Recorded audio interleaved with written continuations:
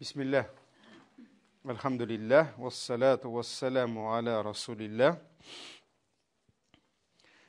Ahlak derslerini devam etimiz. Bizning eti-eni hakkı. Eti-eni hakkı Abu Hurayra bilen beyli kay bir kıssalarga to'xtaldik. Şulay bit, enisi bilen. Ham endi tag'in bir men şu meseleni qabatlab kitem. Müslüman kişisine, Müslüman ümmetine her vakit kirek örnek aluu için en hayırlı kişiler. En hayırlı kişiler alar sahabeler. En hayırlı ustaz kişilik tarihinde Süykü Peygamberimiz sallallahu aleyhi ve sellem. Süykü Peygamberimizden de hayırlırek ustaz bulalım. Ana kadar da bulmadı, anlarısın da bulmayacak. En hayırlı ustazının en hayırlı kimleri? Okuşuları. Şolay mı? En hayırlı okuşuları. Bu kimler? Bunlar sahabeler. Demek sahabeler buğunu kibik onlardan da hayırlı buğun bulalım. Biz sizning bilen başta okuybiz Kur'an ayetleri, anlarısın okuybiz hadisler, anlarısın biz qarıybiz. Şuşu ayetlerini, şuşu hadislerini Süykü Peygamberimizning öz ağzından işitken, Süykü Peygamberimizning öz turmuşunda örnek etip algan en hayırlı şagirdler, okuşular, bular kimler? Bular sahabeler. Sahabeler nişik etip şuşu ayetlerini, şuşu hadislerini öz turmuşlarında kullandılar. Şuşu ruhi kıymetlerini nişik etip öz hılıklarına sindirdiler, hem turmuşta kullandılar. Mine, eğer de biz şuşu metodika, şuşu usuldan gitmesek, bizde ümit var. Eğer de biz kitemiz iken, hem özümüzge örnek bularak başka kişilerini alabız iken, bizning üsesimiz yok. Bizning üsüşümüz bulmayacak. Eğer de Müslüman yigiti özünün enisi bilen muamele tüzügende, özünün klastaşı, adnaklasniginden, İslamdan yırak bulgan adnaklasniginden, yaxşı örnek bulsa olurga kirek. Lakin eğer de ol tuqtayla benim klastaşım işip anasına tileserse kışkıra benim bit anday söz etkenim yok deyip, özün ferişte deyip oylay başlasa, в лучах славы özüne sıklanıp, anın üsüşü yok. Şuna göre niçin biz bu Abu Hurayra'larga toxtaldık? Niçin biz bu Abdullah ibn Umer'lerini qaraybiz, Abu Bakr başkalarını qaraybiz, çünkü onlardan da hayırlı yok. Biz, Rusça aytkanda, мы должны нацеливаться на них. Мы должны равняться деп айта алмаймын енді. Biz алар кебек бола алмайбыз. Пeygamber sallallahu aleyhi ve sellem nerse dedi? Siz алар кебек бола алмайсыз dedi. Hatta ettiler bit, biz alarının tırnağına da turalmayız dediler. Alar en hayırlılar. Lakin biz şularını öğrensek, biz birinciden özümüz beye koyalabız. Mine anın münasebeti nindi buldu? Enisine karata, eminikin nindi. Çünkü etalon ülgü alar. Bizning ne tügül, tirayin tügül.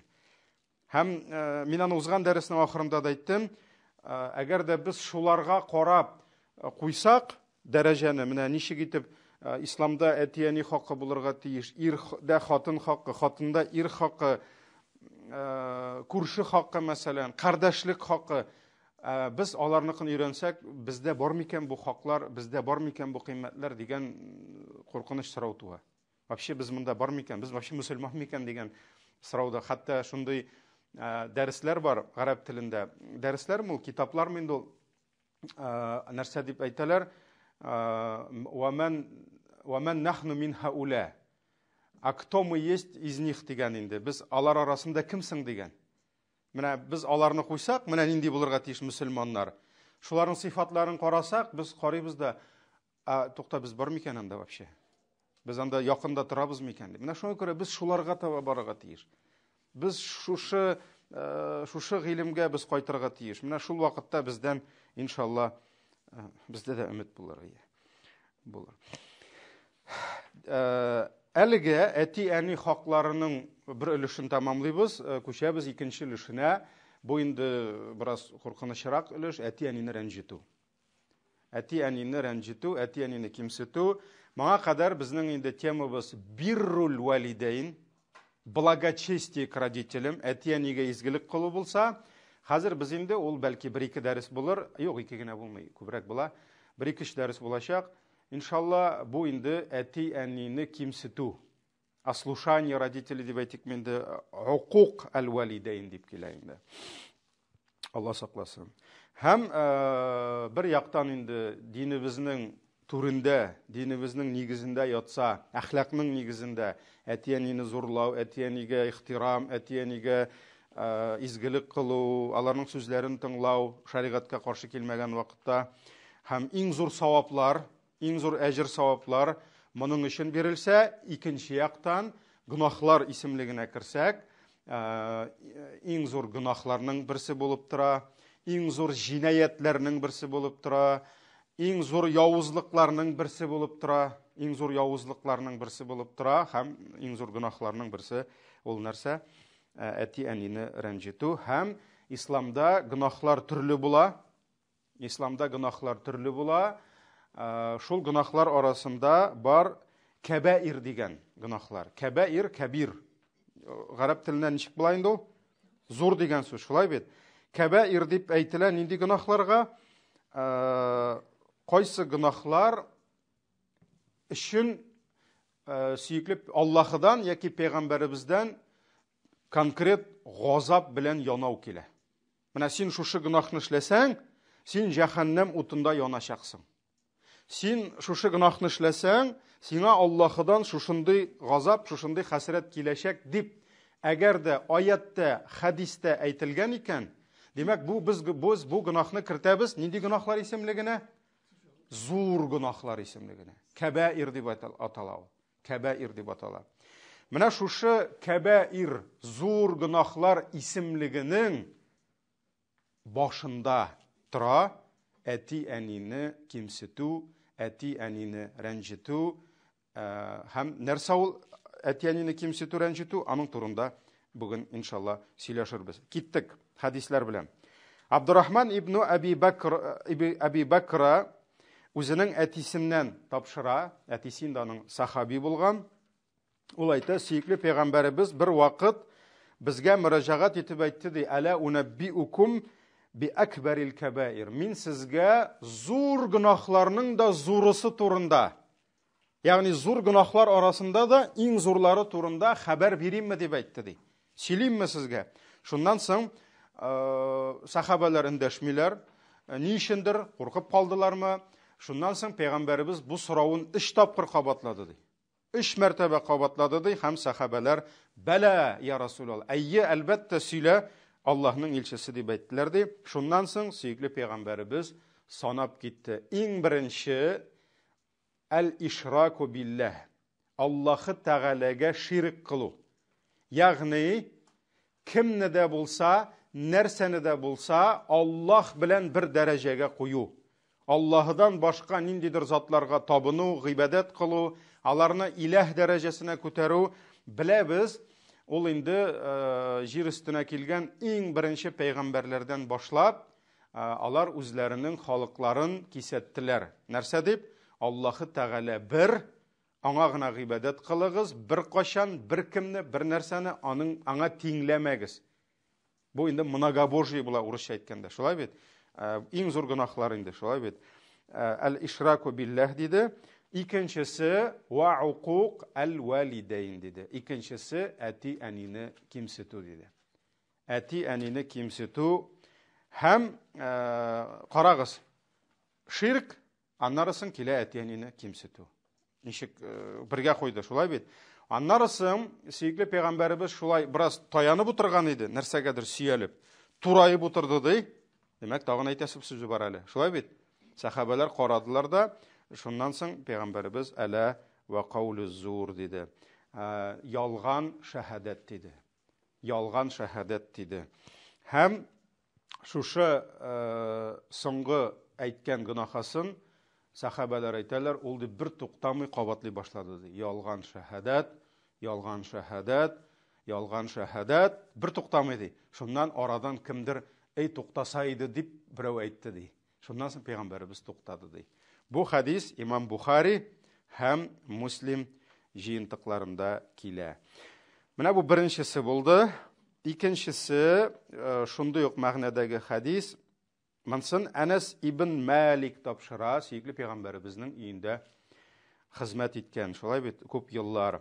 Бер вакыт сөйкле пәйгамбәребез яки зур гынахлар турында ул искә алып утырды ди, сөйләп вагаз насихат бирде. Яки кемдер сорады буга яннан ди, төгәл әйтә алмый инде сәбәбен. Әмма сөйкле пәйгамбәребез санап китте ди, әш-ширку билла, беренчесе Аллаһ Тәгаләгә ширк кылу, кемне дә булса Аллаһ белән бер дәрәҗәгә кую, ва катлун нафс, кеше үтерүне әйтте ди, ва уқуқул валидейн, әтиянине кимсетү, рәнҗетү дип әйтте ди, кеше үтерүдән соң куйды, шулай бит.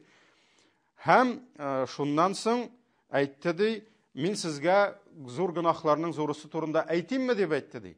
Шуннан соң сахабалар әйе дип әйткәч, ялган шәһадәт бирү дип әйтте ди. Ялган шәһадәт бирү дип әйтте ди. Бу хадис Бухари, Муслим җыентыкларында килә.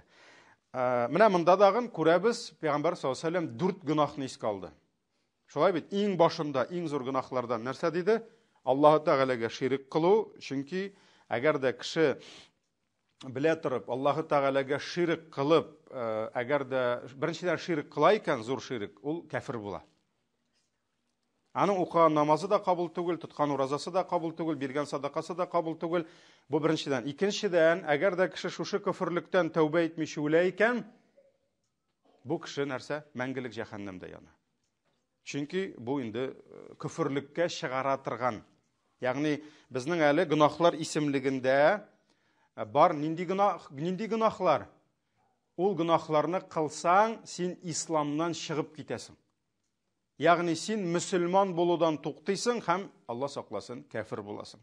Имансыз мөртәт буласың. Менә Алла сакласын, әле шундыйлары бар. Шулардан ширк мәсәлән, анда башка шундый Алла Тәгаләнең нинди безгә хәбәр биргән әйберләр, инкар итү, мәсәлән, кыямәт юк дип әйтү, җәннәт юк, җәһәннәм юк дип әйтү, белә торып, biz кыямәттә торылмаячакбыз дип әйтү, пәйгамбәрне инкар итү, пәйгамбәрләрне инкар итү, фәрештәләр юк дип әйтү, һәм башкалар. Менә шулардан ширк диде, кеше үтерү, әлбәттә инде иң зур гынахларның берсе нәрсә? Кеше үтерү. Шулай бит.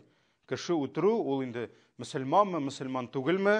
Әлбәттә сугыш чоры, сугыш вакытлары ансы икенче мәсьәлә.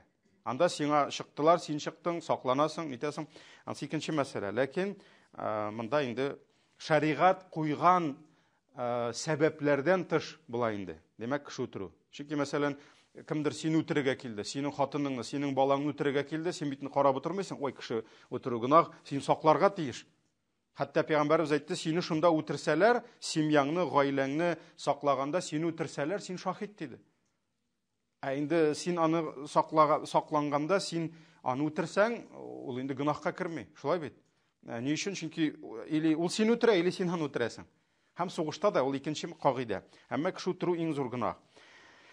Аннарысын әтиянине рәнҗетү һәм зур гынахлардан Пәйгамбәрбез әйтте, ялган шәһадәт бирү. Ялган шәһадәт бирүнең проблемасы нәрсә? Беренчедән ялган үзе гынах. Шулай бит, Пәйгамбәр саллаллаһу алейһи ва саллямнан сорадылар, мөселман куркак була аламы? Була ала диде. Бар батыр мөселманнар, бар бераз куркак мөселманнар. Мөселман саран була аламы диде? Була ала диде. Бар юмарт мөселманнар, бераз сараннары, кымсызлары да бар, шулай бит. Ләкин өченче сорауны биргәч, ялганчы була аламы дигәч, менә ялганчы була алмый диде. Шуңа күрә ялган исламда зур гынах. Монда ялган шәһадәт бирү бу лжесвидетельство була. Ничек? Судта сине чакырдылар шаһид итеп, син нәрсәнедер күргәнсең, нәрсәнеңдер шаһиты булгансың, һәм судья, нишли, казый кешенең язмышын хәл итә. Яки ул синең шәһадәтеңнән соң, яки аны төрмәгә утырта, мәсәлән, 10 елга, яки ул аны нәрсә? Төрмәдән азат итә. Шулай бит инде.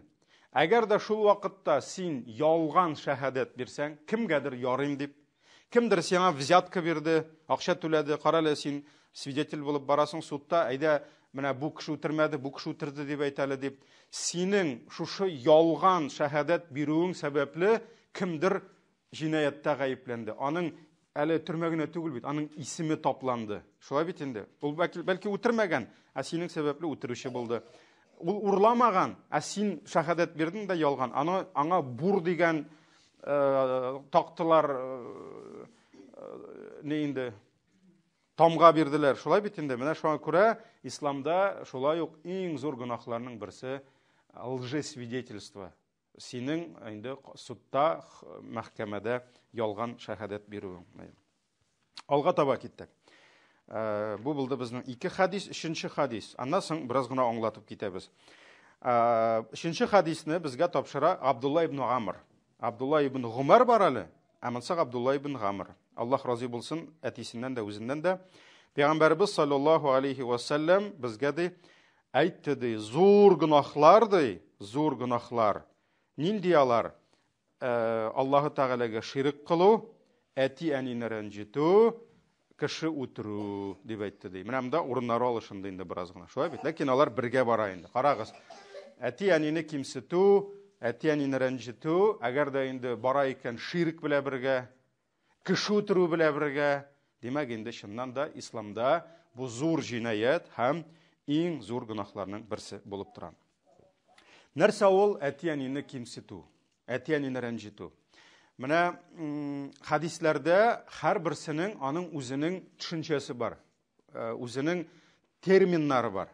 Ул терминнарның мәгънәсе бар. Мәсәлән, әти-әнине зурлау ул хадисләрдә биррул валидейни дип килә. Аны инде сүзгә тәрҗемә итсәң, мен русчасын инде эзләдем, ул благочестие к родителям дип килә инде. Татарча инде әти-әнигә изгелек кылу дип тә килә инде. Әти-әнине кимсетү киресенчә, ансы уқуқул валидейн дип килә. Аны инде күп вакытта мин үзем шәхсан әти-әнине рәнҗетү дип тәрҗемә итәм, ләкин рәнҗетү сүзе ул hukuk сүзен тапшырмый, биреп бетерә алмый. Чөнки hukuk сүзе ул башкарак, рәнҗетү ул бер генә әйбер ул. Мәсәлән, кемдер әйтергә мөмкин, мин инде әти-әнигә начарлык кылдым, ләкин алар рәнҗерлек булмады инде, бераз үпкәләделәр. Менә шуңа күрә hukuk сүзен, аны сүзгә тәрҗемә итеп булмый. Рус телендә мин карадым, күп җирләрдә ослушание дип килә. Ослушание. Ләкин ослушание бит ул сүз тыңламау мәгънәсендә инде. Шулай бит. Шуңа күрә hukuk сүзен аны бер сүз белән тәрҗемә итеп булмый. Безнең сүз байлыгыбыз җитми. Чөнки гарәп теле белән рус теле дә, хәтта нинди бүгенге көндә бай булган рус теле дә ул берничектә биреп бетерә алмый сүзләрне. Һәм татар теледәге андый бер сүз бирәм. Ләкин нәрсә соң ул hukuk? Hukuk диләр, ул күбрәк нәрсә үзү. Ягъни син әти-әниең белән яхшы мөнәсәбәтеңне үзәсең алар белән. Синең яхшы мөнәсәбәтең юк. Монда инде киргә мөмкин төрле әйбер. Син алар белән аралашмый башлыйсың. Мәсәлән, бармы баланың хакы әти-әнисе белән аралашмаска? Мәсәлән, бер кешедән сорыйсың, аңа инде 30-40 яшь, әйтәсең, син әти-әниең белән аралашасың? Юк ди, без алар белән сөйләшмибез инде. Бу уже гынахта. Ни өчен? Мәсәлән, без бит баласын ташлаган, сабый балада ташлаган, диттомга биргән әти-әниләрне кабул итә алмыйбыз, шулаймы? Әти-әни бит әйтә алмый. Яра тудырдым бит инде, менә диттом үстерсен ди, ала әйтә алмый. Чөнки әти-әни ташламаганнан, әти-әни аны калдырмаган, тәрбияләгән, үстергән, ә монда бала мәсәлән әйтә, мин әти-әни белән аралашмыйм, еллар буе күрешмим ди. Ул дөрес түгел. Шуңа күрә алар белән араны үзү. Аларны нинди генә булса да сүз белән, нинди генә булса гамәл белән, эшең белән нишләтү, аларны иза кылу дип әйтәбез инде. Интектерү аларны. Мәсәлән, синең ниндидер сүзең әниеңнең күңелен төшерә. Әниеңне нишләтә? Хәсрәткә чумдыра. Синең ниндидер эшең әтиеңнең күңелен төшереп, әтиеңне хәсрәткә төшерә. Мәсәлән, син аралашмыйсың, әниең тилмереп көтә инде. Яки мәсәлән, сүзләрен тыңламыйсың. Менә шуңа күрә аларны иза кылу, азалау, Аларны газаплау ниндидер сүзең белән, ниндидер гамәлең белән, зур булсынмы, кече булсынмы. Чөнки әти-әнине рәнҗетү бер генә дәрәҗәдә түгел. Алар төрле дәрәҗәдә булырга мөмкин. Гынахлар дагын бер дәрәҗәдә түгел. Шулай бит? Бер үк гынах тагын төрле дәрәҗәдә булырга мөмкин.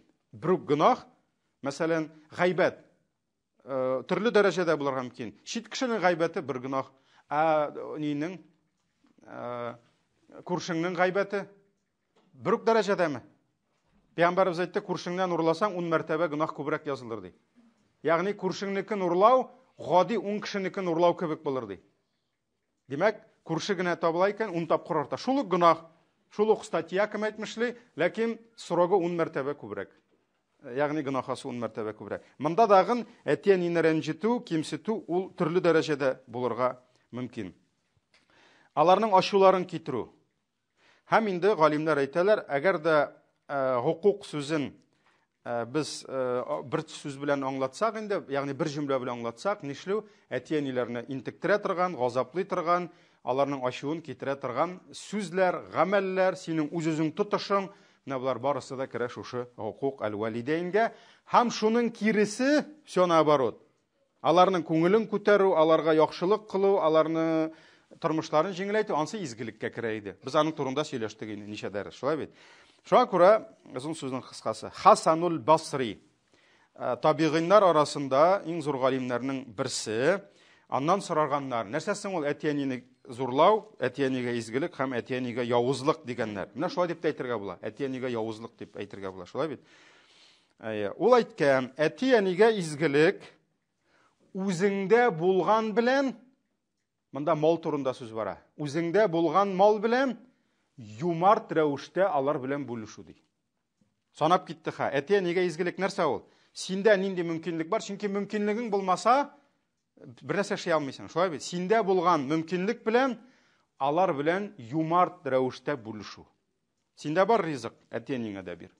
Бар макчаң, әти-әниң белән бүлеш. Шулай бит инде. Синдә булган мал белән әти-әни белән юмартларча бүлешү ди. Һәм икенчесе, икәй бер диде. Беренчесе юмартларча бүлешү алар белән, икенчесе Аллаһыга гынах булмаган эштә аларга итагать кылу, буйсыну. Мәсәлән, әтиең улым теген эшләле диде. Гынах түгелме? Түгел. Димәк, шуны эшлисең. Бүген эшли алмасаң, иртәгә эшлисең, әтиеңә аңлатасың. Әтием хәзер эшләрем күп әле, иртәгә Алла бирсә эшлим дә, сиңа шалтыратып әйтәм. Мәсәлән. Инде шуңа күрә нәрсә? Ике әйбер әти-әнигә изгелек диде. Үзеңдә булган белән бүлешү, юмартларча, сараннан мише, әнигә бирәсе булды инде менә бу 2 кило итне. Дип, алай түгел. Әниең сиңа, ансы инде ансы икенче мәсьәлә. Бүген безнең күп яшьләр, мин яшьләр дип әйтәм инде, урта буынны да, алар бүген мин әти-әниемнән акча сораганым юк, миннән дә яхшы ул юк дип яшиләр.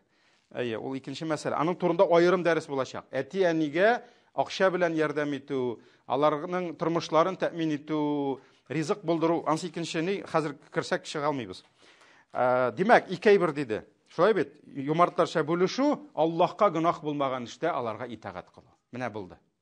Чөнки әти-әниең сиңа куша икән, Аллаһыга гынах булган эштә кушса, без әйтәбез, әтием, әнием, мин сине яратам, ләкин мин бу эшне эшли алмыйм.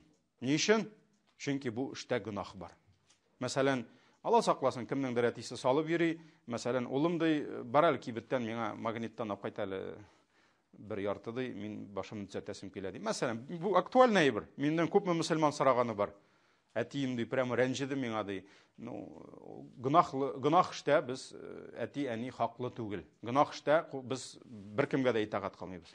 Гынах бар икән, хатын иренә итагать кылмый, әти-әнигә дә итагать юк. Ансын беләбез. Ул ла та'ата ли махлукин фи магъсиятил халик. Кагыйдә,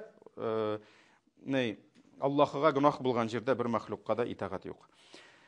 Димәк, изгелек икәү, ике төрле аңлатты. Гынах ике төрле диде. Әти-әнигә гынах кылу, әти-әнигә явызлык кылу ике диде. Беренчесе аларга тавыш күтәрү, икенчесе аларны мәхрүм итү ди. Тавыш күтәрү һәм аларны мәхрүм итү. Ан тахҗарахума ва tahrimahuma ди. Тавыш күтәрү ул аерым инде. Вала фала танхархума. Аллаһ Таала Коръәндә аят әйтте бит. Аларга тавыш күтәрмә диде. Хәтта ничектер бәхәсләшкәндә дә Хасанул Басри хәтерләмим әйтте, әгәр дә исламны ничек аңлатыргасың дип сорадылар. Хасанул Басридан микән хәтерләмим. Мәсәлән, синең әтиең диннән ерак, әниең мәсәлән әбиең бабаң. Анасын без бит аңлыйбыз. Әти, әни, әби, бабай, алар бөтенесе бер нидә. Мәсәлән, әби, бабай шул ук әти, әни. Онык шулай ук синең балаң. Кебек инде, шулай бит. Менә шуңа күрә ансындан торга ярамый. Димәк, сорадылар, Аллаһ Таала әйтте бит, фала танхархума. Аларга тавыш күтәрмә, вала тaqul уф, аларга уф дип әйтмә диде. Шуңа күрә галимнән сорадылар, ничек исламга чакырырга? Чөнки кай вакыт ачуланышырга туры килә. Нәрсә диде? Алар тыңлыйлар икән, аларга сөйлә диде. Әгәр алар сине ачулана башласалар, тукта диде. Шуңа күрә пәрмәпәр талашып, акырышып, "Я, мин аны әтигә әйттем, бөтенләй все я что думал там", диге үзен иткән дә инде дингә килгәндә, мәсәлән, ул наданлык. Ул наданлык. Хәтта бер көнне шулай ниндидер дөньяви мәсьәләдә берәү сорау бирде дә, вот они же не правы ди. Инде бер кардәш, ул инде әти-әнисе белән нәрсәдер хәл итмәкче була. Шуннан да шәригать ягыннан әти-әни ул вакытта хаклы түгел. Ләкин монда сүз бармы ни турында? Теге намаз укыма, дин тотма дип әйтмиләр алар. Дөньяви мәсьәләдә ниндидер. Мәйтәм, они родители даже когда не правы, они правы, мәйтәм. Ва ин залама, хәтерлисез бер сахабаның сүзен, алар зулымлык кылсалар да шулай эшләргәме, ризалыгын алыргамы дигәч, алар зулымлык кылса да ди. Киттек алга таба. Димәк, икәй бер. Аларга тавыш күтәрү һәм аларны мәхрүм итү. Мәхрүм итү нәрсәдән? Нәрсәдән мәхрүм итү? Синең нәрсә булдыра аласың? Җылы сүзеңнән, аларга ихтибар, аларны зиярат кылу, хәлләрен белү, мәхрүм итәсең. Син аларга ярдәм итә аласың, финансовый, матди яктан, башка яктан, ризык белән, ләкин аларны нишисең? Мәхрүм итәсең. Лишаиш, мәхрүм итү, лишать дигән сүз. Димәк, менә бу укук ал-валидәйн, әти-әнине рәнҗетүгә керә инде. Һәм әйткәнебезчә, әти-әнигә изгелек төрле дәрәҗәдә булган кебек, әти-әнигә явызлык та төрле дәрәҗәдә. Шулай бит. Кемдер бер төрле дәрәҗәдә әти-әнисенә явызлык кылырга мөмкин, кемдер мәсәлән, кемдер шалтыратмыйча торырга мөмкин, аралашмыйча торырга мөмкин, кемдер барып кычкырып кайтырга мөмкин. Шулай бит инде, кемдер кул күтәрергә мөмкин, Алла сакласын. Алар бөтенесе бер дәрәҗәдә түгел, төрле дәрәҗәдә булалар инде. Алла сакласын. Һәм галимнәребез әйтәләр, үзеңнең сүзең белән, үзеңнең гамәлең белән әти-әнине рәнҗетү, әти-әнине кимсетү, әти-әнигә явызлык кылу, бу нәрсә? Бу кешедә булган иң зур рәхмәтсезлекләрнең берсе булып тора. Иң зур рәхмәтсезлек, шөкерсезлекнең берсе булып тора. Менә без бит инде балабыз ашап торганнан соң өйрәтәбез кичкенәдән, әни рәхмәт яусын, әти рәхмәт яусын дип әйтергә. Шулай бит инде без тырышабыз балаларны да рәхмәтле булып тәрбияләргә. Һәм рәхмәтсез баланы яратмыйбыз, ирләр рәхмәтсез хатын яратмыйлар, хатыннар рәхмәтсез ирләрне яратмыйлар. Это нормально. Рәхмәтсез күршене яратмыйбыз. Кичә генә кирәк булган иде, кирде, бүген исәнләшә дә белмәй. Шулай бит. Шуңа күрә Аллаһ Тәгалә дә рәхмәтле бәндәләрен ярата. Һәм галимнәребез әйтә, синең бу дөньяга килүеңә сәбәп булган. Сине кичкенәдән алдыңны-артыңны юып үстергән, сиңа күп мүзләренең саулыкларын, яшьлекләрен, көчләрен, малларын сарыф иткән, корбан иткән шушы әти-әниеңә явызлык кылу, бу синең иң зур рәхмәтсезлегеңнең берсе булып тора. Иң зур рәхмәтсезлек. Иң зур гаделсезлек тә хәтта. Чөнки, несправедливо. Сиңа күпме яхшылык, Пәйгамбәрбез әйтте, әти-әниегезнең сезгә булган яхшылыгын күпме түләсәгез дә түләп бетерә алмыйсыз диде. Шулай бит. Шуңа күрә гаделлек ягыннан да, рәхмәтсезлек ягыннан да бу иң зур җинаятьләрнең берсе булып тора инде. Һәм менә әйдәгез кайтабыз дәресләрнең башына, әти-әни хакының. Аллаһы Тәгалә, ничә без 4 аятны китердек. Аллаһы Тәгалә үз хакын куйды. Аннарысын әти-әни хакын куйды. Шулай бит. Вa'будуллаһа ва ла тушрику бихи шай'a ва бил валидайни ихсана. Аллаһы Тәгаләгә генә гыйбадәт кылыгыз, бер кемне дә аңа тиңләмәгез, әти-әнигә изгелек кылыгыз. Шулай бит? 4 аят китердек. Менә монда да шул ук 4 аятны китерергә була.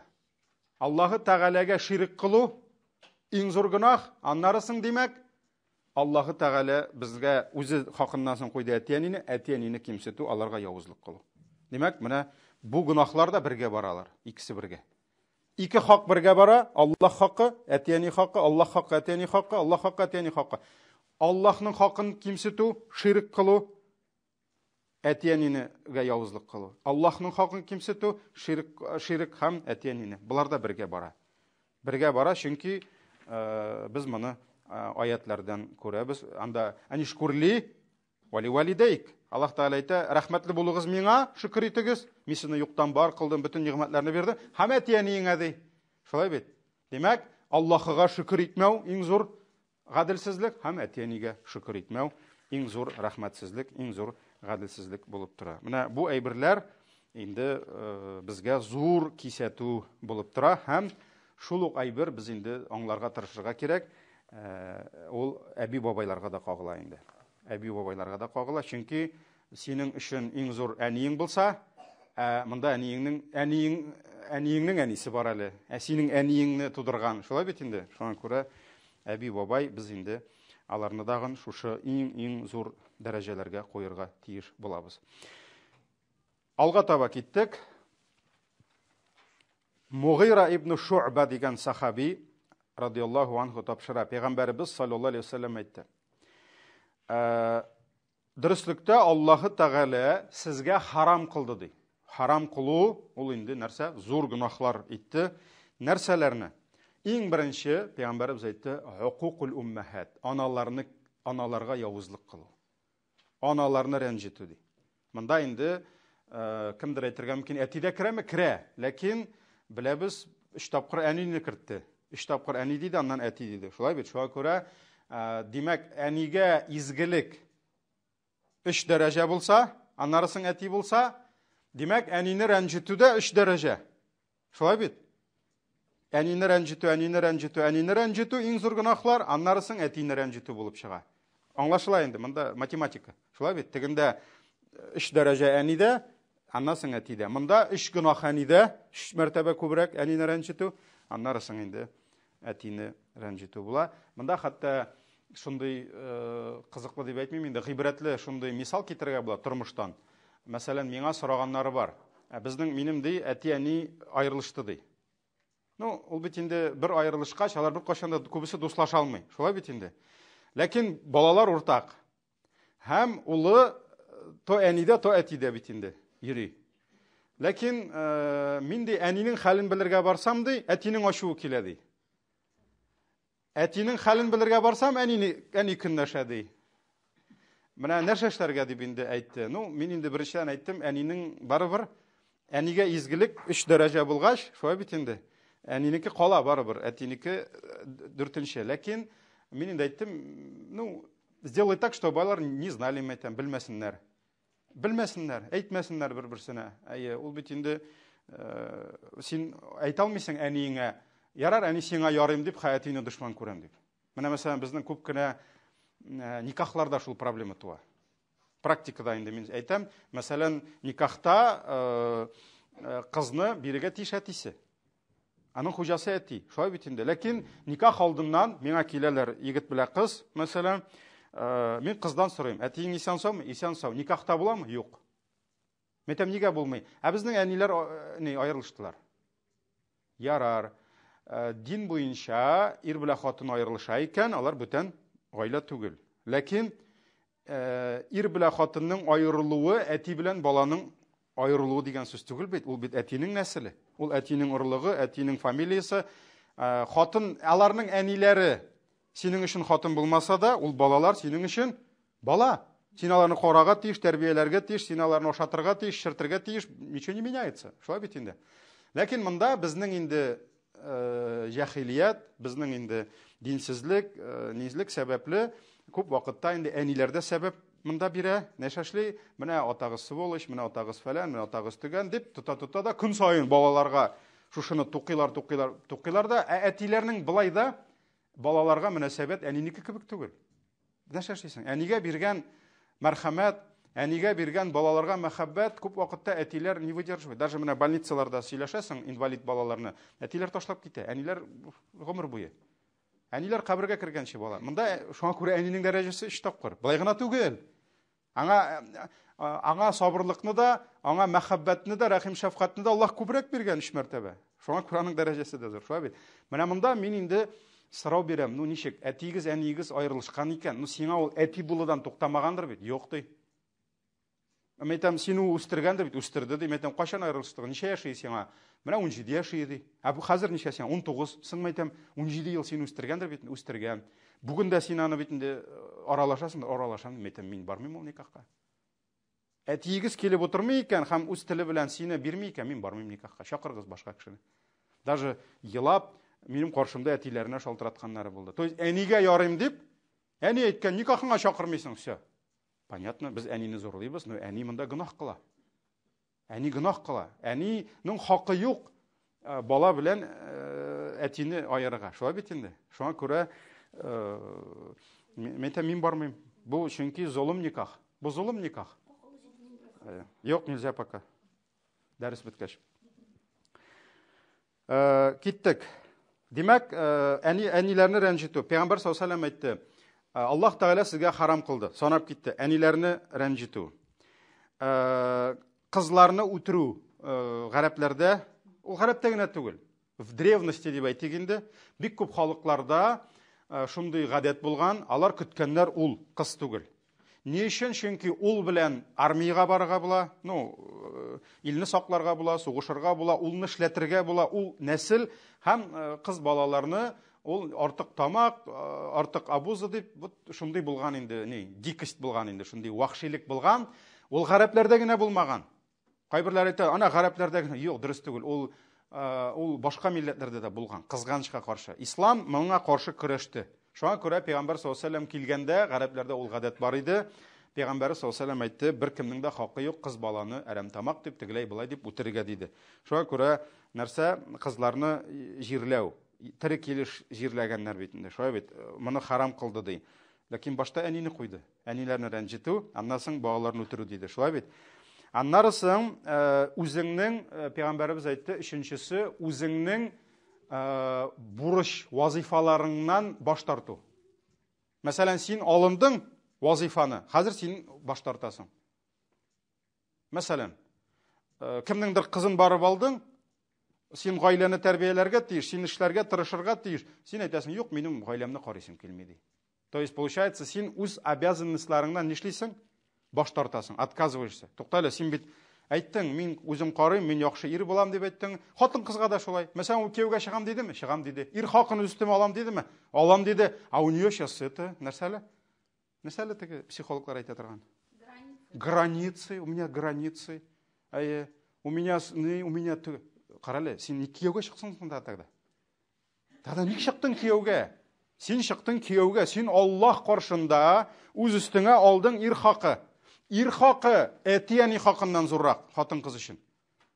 Все, о чем мы сейчас говорим, әти-әни хакы турында, кияүгә чыктың ир хакы әти-әни хакыннан зуррак.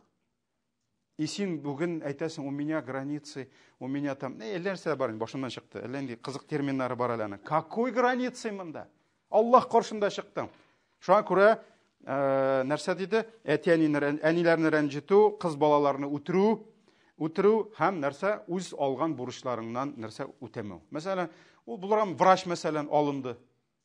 Мин алындым, мин моны давалыйм ди, отказывается. Ни инде, ничек әйтергә, ул аның бит бурыч итеп алды. Все, ул аны үтәргә тиеш. Ир хакы, хатын кыз менә шулай, кем генә булмасын инде, үз ниеннән баш тарта. Шулай ук нәрсә тиеш булмаганны таләп итү. Мәсәлән, требовать от людей то, чего они не должны. Мәсәлән, шулай ук керә нигә? Шушы гөнаһка керә. Мәсәлән, кемгәдер син Аллаһы Тәгалә таләп итмәгән әйберне таләп итә алмыйсың. Мәсәлән, ир хатыныннан Аллаһ таләп итмәгән әйберне таләп итә алмый. Мәсәлән, ир әйтә, давай ошат мине ди, бар эшкә чык ди. Мәсәлән, хатын кыз әйтә, мин Аллаһ Тәгалә куймады аны ди. Даже хатын кыз каядыр эшләп, иренә ярдәм итә икән, ул как благотворитель. Меценат. Мәсәлән, бар, безнең монда да бар хадислар, кайбер сахабия хатыннар ирләренә закат биргәннәр. Ире хәерче, мохтаҗ, мәсәлән, хатыны, мәсәлән, хатын-кызның булырга мөмкин, нәрсәле, булырга мөмкин, беренче ирдән калган булырга мөмкин, ниндидер бизнес, наследство калган булырга. Мәсәлән, шул ук пәйгамбәрбез мохтаҗларга кермәсә дә, ләкин Хадиша булдымы? Бөтенләй берсен бирдеме? Бирде. Шуңа күрә, как благотворитель, как меценат инде, ир таләп итә алмый. Давай син мине ашат, давай син. Ир кияүгә чыкмады бит, хатын чыкты кияүгә. Хатын кыз таләп итә ала, ир юк. Вообще ирләрнең бездә хаклары юк инде. Без мискиннәр инде, көне төн эшләргә тиеш, тырышырга тиеш. Аны без күп сөйләмибез. Димәк, был дейме? Эшне әйтте. Дүртне әйтте, дүрт. Һәм эш әйберне мәкрух кылды ди. Ягъни инде зур гынахка кертмәде, ләкин эш әйберне мәкрух кылды ди. Беренчесе кыйлә ва кала. Беренчесе инде менә тегендә әйткәннәре, менә тегендә сөйләгәннәре, шуны сөйләп йөрү. Гайбәт зур гынах. Гайбәт конкретный ул. Инде кеше турында син әйтә. Мәсәлән, всякие слухлар, ниләр, ләштик сатып йөрү инде. Тегендә ишеткән, менә шулай дип, чөнки Пәйгамбәрбез нәрсә диде? Һәрбер ишеткән әйбереңне сөйләү ялганчы булыр өчен сиңа җитә ди. Чөнки бөтен әйберне ишеткәнне сөйләргә ярамый. Может, ул дөрес түгелдер. Менә анда каядыр бер интернетта язып чыкканнар, фәлән депутат акча урлап беләккән икән. Может, аны подставиледер. Шуңа бөтен ниткәнне, нәрсәле? Бөтен ишеткәнне сөйләп йөрергә кирәкми. Менә кыйлы ва кала. Икенчесе кафратус суал, артык сорау бирү. Артык сорау, яһудларны искә төшердек. Шулай бит? Нинди сыйыр чалырга, җигелгән булсынмы, җигелмәгәнме, төсе нинди булырга тиеш. Менә үзләре артык сорау белән керттеләр. Һәм өченчесе идаатул мал, малны, монда инде малны сарыф итү дип әйтик инде, излишество малда.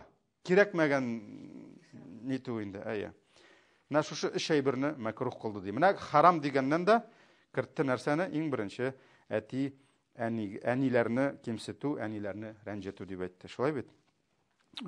Алла сакласын. Алга таба киттек. Бу хадисне үтербез дә, бәлки шуның белән бүгенгә тукталырбыз. Абдулла ибн Гумар. Монсында Абдулла ибн Гумар, Гумар ибн Хаттабның улы. Бик күп хадислар тапшырды. Абдулла ибн Гумар безнең әле күп булачак. Ул сахаба. Шуңа күрә аны ятлагыз әкрен генә. Бу Гумар ибн Хаттабның улы.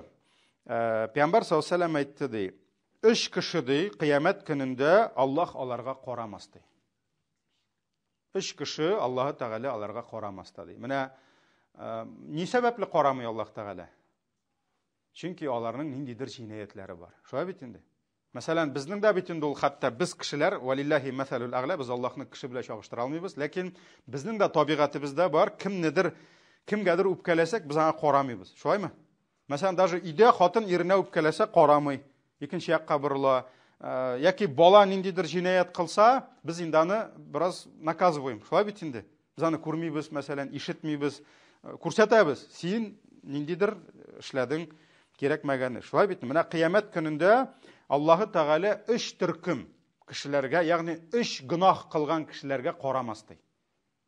Икенче бер хадистә гынахлардан пакламас ди. Гафу итмәс аларны һәм аларга газап булачак ди. Нинди гынахлар? Беренчесе ал-ақу ли валидей, әти-әнисенә явызлык кылучы. Менә безнең темабыз инде. Әти-әнисенә явызлык кылучы, дөньялыкта әти-әнисен рәнҗеткән, кимсеткән, аларга тавыш күтәргән һәм аларны мәхрүм иткән назыннан, ярдәменнән, җылы сүзеннән. Шулай бит, менә без кайттык шуңа. Алар нәрсә? Аллаһ Тәгалә аларга карамаячак та. Шуңа күрә алар Аллаһның рәхмәтен көтерләр. Алар үзләренең укыган намазларын белән, тоткан гыйбадәтләре белән бәлки өметләнерләр, ләкин Аллаһ аларга карамас та ди. Бу беренчесе. Икенчесе вал мар'ату ал-мутараджила. Ирләргә шарга тырышкан, шарга түгел, шарга тырышкан хатын-кыз. Ягъни, монда инде хикмәт нәрсәдә? Аллаһның хикмәте, Аллаһ Тәгалә безне ирләр һәм хатыннар итеп яратты. Шулаймы? Аллаһ теләсә, бездә бәлки ирдә хатында булмас идек. Аллаһ теләсә, бәлки җир өстендәге ирләр генә йөрер иде. Аллаһ теләсә, бәлки җир өстендәге хатын кызлар гына булыр. Юк, без фәрештәләр дә булмадык, без гел ирләр генә, гел хатыннар гына да булмадык. Аллаһ безне бүлде. Ирләр бар, хатыннар. Аллаһы Тәгалә ирләргә үз сифатларын бирде. Шулаймы? Иргә карагач, без әйтергә ди, бу ират дип. Аның ул сифатын бирде төс кыяфәтендә. Шулаймы? Аның ул сифатларын бирде физик сифатларында. Барыбер ирләр көчлерәк булды, нирәк булды. Хәтта бүген киноларда күрсәтәләр инде, бер хатын 5 ирне типкәләп атанда. Сугышта ирләр. Шулай бит инде, сугышта ирләр, передовойда ирләр автомат тотып. Шуңа күрә менә как раз СВО башлангач, бераз гына без аңлый башладык, ирләр икәнен. Шулай бит? Ато бүген күп хатыннар киләләр, мәсәлән, безгә инде семейный разборкаларга. Ул иреннән 2 тапкыр акчаны күбрәк ала. Аның зарплатасы 2 тапкыр күбрәк. Аның образование сәйбәтрәк. Ул әйтә, бу ир нигә нәрсәгә соң ди? Примерно шулайрак инде. Тик алай ук әйтми инде. Аның шундый сорау туа. Менә илне кирәк сакларга. Оказывается, ирләрсез булмый икән. Шулаймы? Бер көтү хатыннар китмәде бит сугышырга. 300 мең, мәсәлән, анда мобилизациядә хатын китмәде, ирләр китте. Шул ук хатыннар утырып калдылар. Карале, туктале, илне саклар өчен ирләр кирәк икән. Ирләр кирәк икән әле вообще. Дигән сүз туды. Шулай битме? Менә шуңа күрә иргә Аллаһ Тәгалә үз сыйфатын, үз холкын бирде. Үзенең менталитет бирде. Хатын кызга Аллаһ Тәгалә үз дөньясын бирде. Аның кыяфәте, аның тән төзелеше, аның үзенә хас булган сыйфатлары, булар бөтенесе хатын кызныкы. Һәм ярамый ирләргә хатыннар сыйфатын алырга. Хатыннарга ярамый ирләр сыйфатын алырга. Менә монда красная линия. Ярамый. Аллаһы Тәгалә шулай теләде. Бу Аллаһның теләге, ул ясады. Ул безнең конструктор, ул безнең инженер, ул безнең создатель. Шуңа күрә он имеет на это только право. Шулаймы? Шуңа күрә бу ирләр, бу хатыннар. Һәм Пәйгамбәр саллаллаһу алейһи ва саллям нәрсә диде? Аллаһы Тәгалә карамаста, сөйләшмәстә, нинди хатыннар белән? Кемнәр ирләргә шарга тырыша. Ирләр кебек киенә.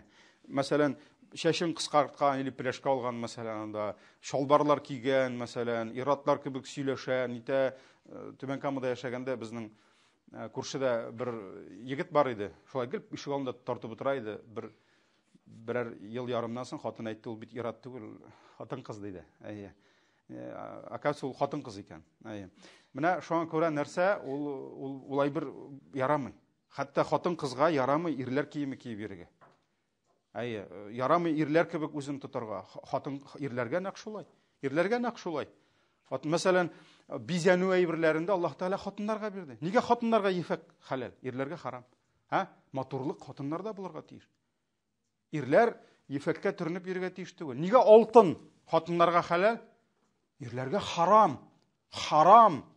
Пәйгамбәрбез әйтте, йөзек алтын кигән ташлагач, җәһәннәм тагып куйгансың бармагыңа диде. Хатыннарга хәләл. Ни өчен? Чөнки ул хатын кызлар сыйфаты. Хатын кызлар матурлыгы.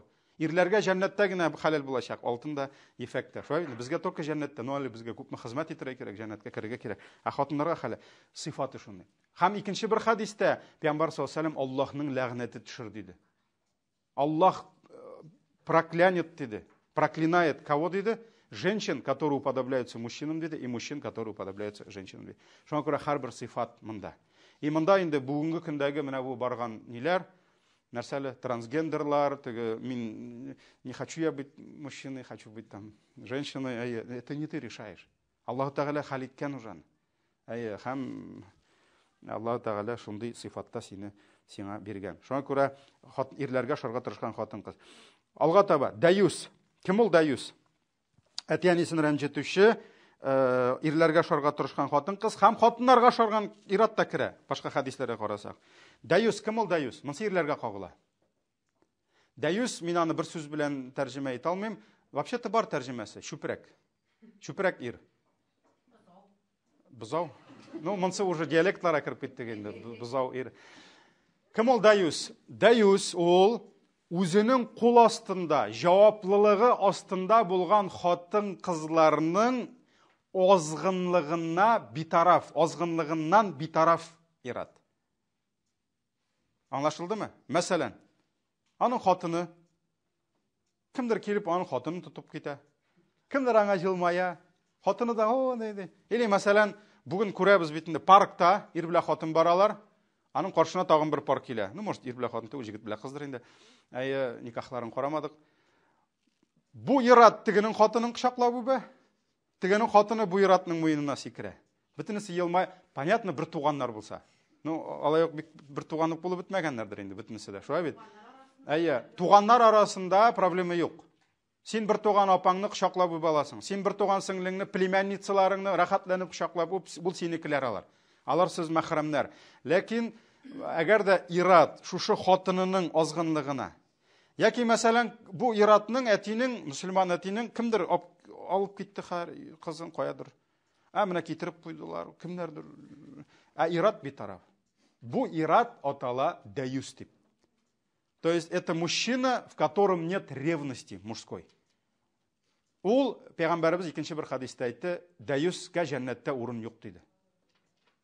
Жәннәткә кірмәс дейді. Яғни, мына бұл ревность в рамках дозволенного, ул иратта мәжбүри болырға тиеш. Ирлік сыйфаты ул. Шуңа күрә даюс, яғни битараф болғанны, ул инде кемнең ревность юк, не юк, ул жәннәткә кірмәс дейді. Һәм үш кеше айырып әйтте, ла ядхулунал janna. Өчесенә карамаста диде, өчесе жәннәткә кірмәс диде. Жәннәткә кірмәс. Монда сүз бара, мөселманнар белән бергә кірми, изгеләр белән кірми. Чөнки әгәр дә аның кылган гынахасы күферлеккә саналмый икән, ул барыбер җәһәннәмдә янганнан соң нәрсә? Жәннәткә керәчәк. Шулай бит инде. Ләкин барыбер жәннәткә кірмәс дигән сүз безнең өчен ул куркыныч әйбер. Димәк, җәһәннәмгә керәчәк дигән сүз. Беренчесе, әти әнисен рәнҗетүче диде. Ал-аққу ли валидейх. Шулай ук беренчене куйды, беренче урынга. Вал мудмину алал хамр. Хамрга ияләшкән кеше. Ягъни гомерендә 1-2 булдан да ялгышты, саташты, тәүбә итте, ул түгел. Хамрга күнеккән кеше. Мәсәлән, мөселман икән ул, әлбәттә, ул ширк кылмаса, кайчанда булса җәннәткә керә. Ләкин Аллаһ Тәгалә аны газапка кертергә мөмкин. Менә хамрга ияләшкән кеше, аракы эчүче, шәраб эчүче, ул җәннәткә кермәс диде. Ни өчен? Чөнки аның инде бу зур гынахасын күрсәтә, шулай бит. Һәм өченчесе, вал маннану бима агта маннан. Мәннән, ягъни миннәт кылучы, биргән әйберсе өчен. Нәрсә ул биргән? Ул инде урысча була, хәзер әйтәм. Тот, кто не упрекает, а попрекает. Попрекает була. Татарча ничек була инде? Миннәт кылучы. Ягъни, мәсәлән, мин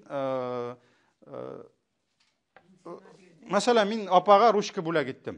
Ручкасы шоты фәлші генә иде. Мәсәлән, үземнең яхшы ручканы бүләк иттем дә, икенче дәрескә кирдем дә карыйм, кайсыңа минем ручка теге. Апага әйтәм, апа, кайсың ничек? Әйбәт язамы минем ручка? Әйбәт язамы минем ручка?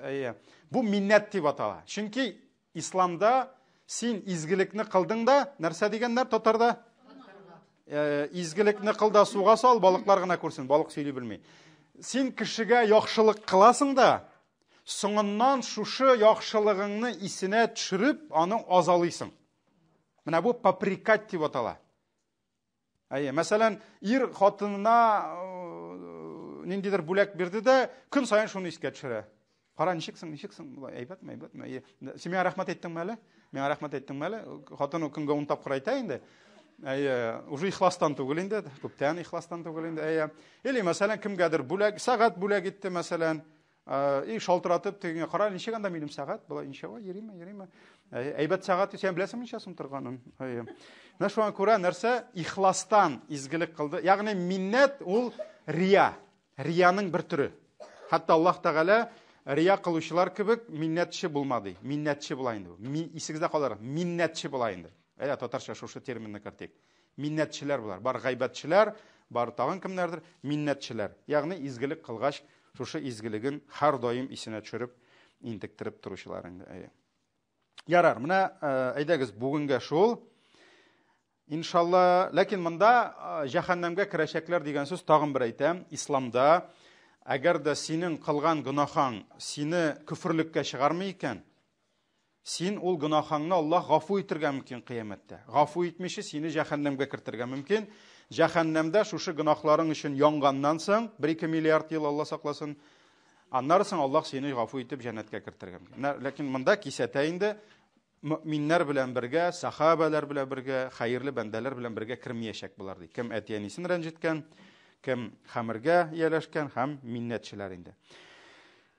Киләсе дәресне иншалла башларбыз. Әти-әнигә начар сүзләр арасыннан ләгънәт кылу. Ләгънәт кылу бу инде безнең халыкта, әлхәмдүлилләh, бүген ул гомумән ләгънәт кылу бездә әзрәк ул. Мәсәлән, ул мөселман халыкларында күп. Чөнки алар сүгенә белмиләр, алар ләгънәт кылалар. Бездә шаты юлы белән сүгенә, алар өйрәнмәгән, алар бик каты ачу килсә, Аллаһның сиңа каһары төшсен, фәләне төшсен. Кызганычка каршы бу безнең әбиләрдә күп инде. Безнең бабайлар сүгенәләр, әбиләр ләгънәт кылалар инде. Менә ул әйберне үземнең үстемдә күргәнем бар. Сөяклерәк корбанда ит биргән өчен бер әбигә. Шуңа күрә фирештә балчыклары да бераз гына шайтанга әйләнәләр. Менә әти-әнигә ләгънәт кылу турында без искә төшерәсез, кая калдык дигәч, шуннан дәвам итербез. Аллаһ Тәгалә әти-әниләребезне рәнҗетүдән үзе сакласын иншалла. Субханакаллаһумма бихамдик, шаһadu ан ла илаха илля анта, астагфирука ва атубу илейк.